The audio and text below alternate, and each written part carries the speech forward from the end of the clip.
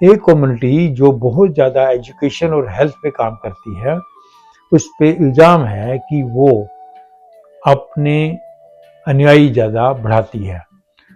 Question उल्टा होना चाहिए, बाकी के रिलीजियस बॉडीज ने ऐसा क्यों नहीं किया?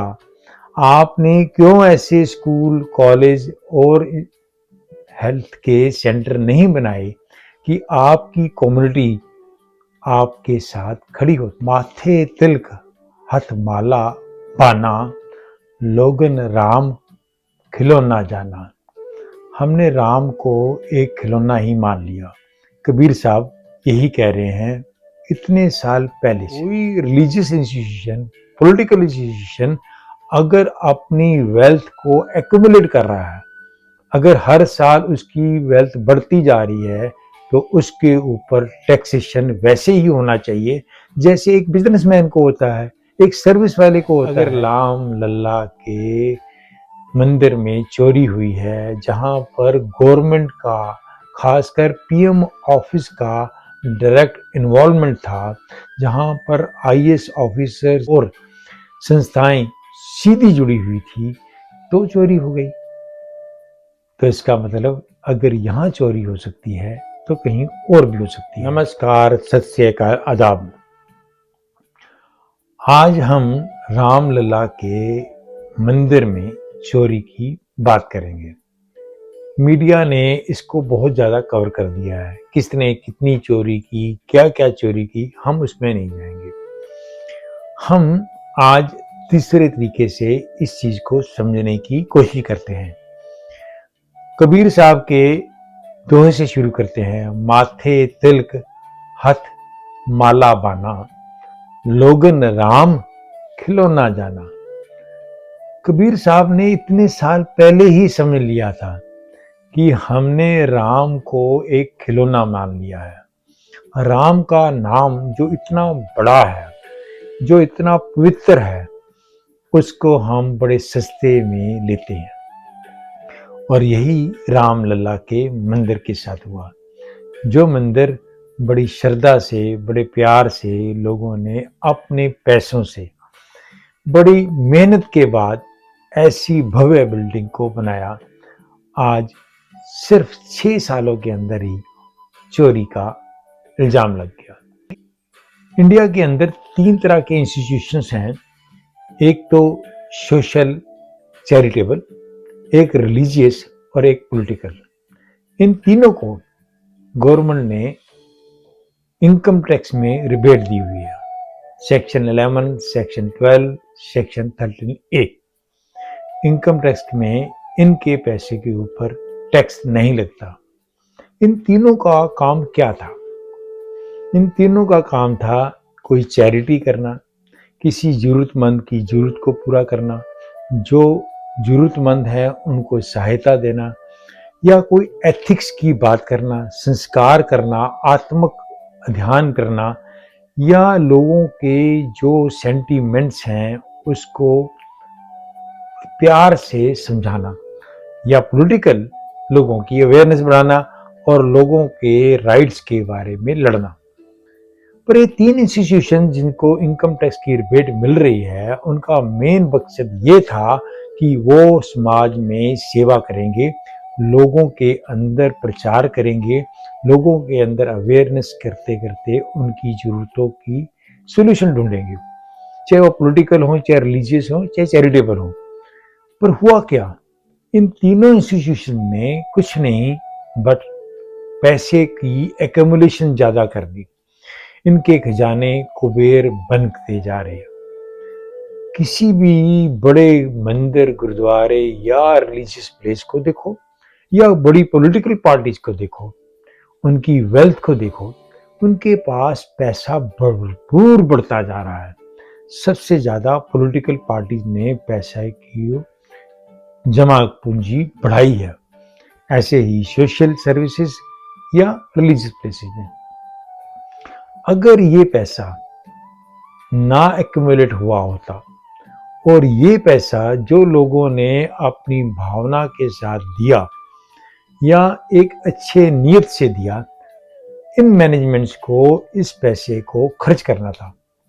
लोगों के बीच में जाना था और उनकी सहायता करनी थी।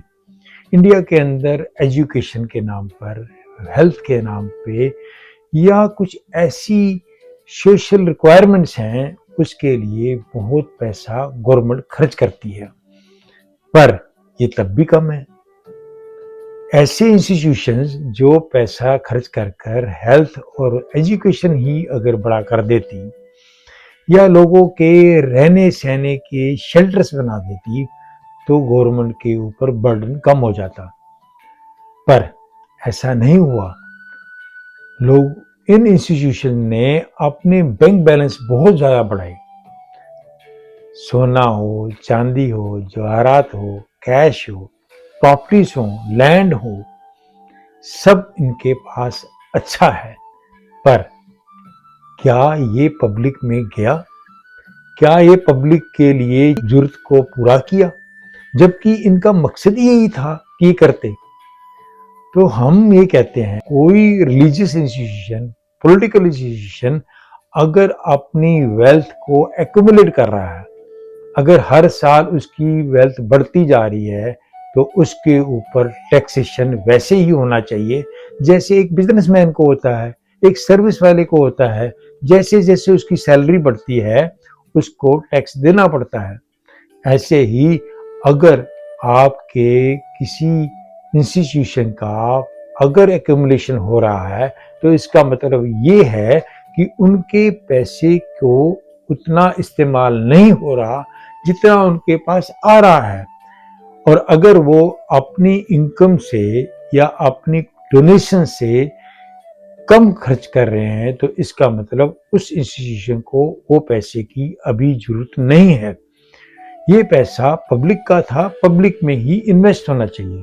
जब हम टैक्सेशन की बात इन इंस्टीट्यूशन पे करेंगे तो लाजमी ही ये लोग अपने कर्तव्य को, अपनी ड्यूटी को, अपनी रिस्पॉन्सिबिलिटी को समझ जाएंगे और वो काम करेंगे। नहीं तो आपको गजनवी, गौरी या चंपत राय जैसे बंदे मिलते रहेंगे। ऐसे लोग अगर इंस्टीट्यूशन को लूट रहे हैं और वो कुछ अपने ही खजाने भर रहे हैं तो आप ऐसी जगह पे डोनेशन क्यों दे रहे हो? ये हमें अब अवेयरनेस लेनी चाहिए कि अगर सोमनाथ के मंदिर को लूटा गया तो हमारे दिल पे घाव हुआ तो दर्द होता है, ऐसे ही और इंस्टीट्यूशन पे होता है। तो ये दोबारा ना हो। कितनी ही पॉलिटिकल पार्टीज होंगी जिन्होंने अपने पैसे को कहीं और इस्तेमाल कर दिया और अपनी प्राइवेट इनकम बना ली। इसलिए इस पैसे के ऊपर इनकम टैक्स लगना चाहिए। ये गवर्नमेंट को लाभ नहीं बल्कि मैनेजमेंट के ऊपर जोर डालेगा कि ये पैसा पब्लिक का है और पब्लिक के लिए ही इस्तेमाल हो। एक कम्युनिटी जो बहुत ज़्यादा एजुकेशन और हेल्थ पे काम करती है उस पे इल्ज़ाम है कि वो अपने अनुयायी ज़्यादा बढ़ाती है। क्वेश्चन उल्टा होना चाहिए, बाकी के रिलीजियस बॉडीज ने ऐसा क्यों नहीं किया? आपने क्यों ऐसे स्कूल, कॉलेज और हेल्थ के सेंटर नहीं बनाए कि आपकी कम्युनिटी आपके साथ खड़ी होती? हमने अपना कर्तव्य नहीं माना। तो इसलिए जो आज हम रामलला के मंदिर की चोरी के से सीख लेने की बात है वो यही है कि इसी इंस्टीट्यूशन में पैसा की एक्यूमुलेशन पे रोक लगानी चाहिए। और रोक लगाने का मतलब ये नहीं कि आप दान मत दो, डोनेशन मत दो, पर इन मैनेजमेंट्स के ऊपर ये जोर डालना पड़ेगा कि आप अपने जिस बेस पर काम करने आए थे वो कीजिए। रामलला के मंदिर से राम का राज होना शुरू होना चाहिए था। रामलला मंदिर एक राम राज्य के तौर पे एक एग्जाम्पल बनना चाहिए था, पर हुआ क्या? रावण आ गए। हम चाहते हैं ऐसी बात बार बार ना हो और हम यहाँ पर लगाम लगाएं और इसमें गवर्नमेंट और लोगों का साथ चाहिए। वीडियो के आखिर में हम दोबारा से कबीर साहब के उस दोहे को याद कर लेते हैं। माथे तिलक हथ माला बाना, लोगन राम खिलो ना जाना, लोग कहे कबीर बोराना, कबीर का मर्म राम पहचाना। आपको ये टॉपिक बहुत अलग लगा होगा, आप इस पे कमेंट कर सकते हैं और आप इस पे अगर अच्छा लगे तो शेयर कीजिए, सब्सक्राइब कीजिए। नमस्कार, सत श्री अकाल, आदाब।